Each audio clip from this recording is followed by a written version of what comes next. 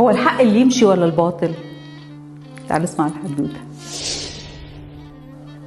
في يوم من الايام كان الحق راكب حماره وماشي في الطريق، قابله الباطل. قال له ازيك يا حاج؟ قال له يا مراحب يا باطل.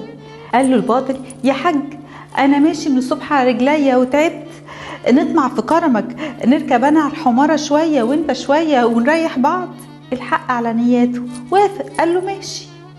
ركب الباطل على الحماره. بعد شويه الحق تعب وقال للباطل يا باطل انزل من على الحماره انا تعبت. الباطل قال له ما نزلش. قال له ازاي احنا اتفقنا؟ قال له ماليش صالح. الحاج قال له عيب يا باطل. قال له ماشي احنا نشاهد اول واحد نقابلوه. وفعلا جاء ناحيتهم واحد وسألوه الحاج اللي يمشي ولا الباطل؟ قال لهم لا الحاج اللي يمشي.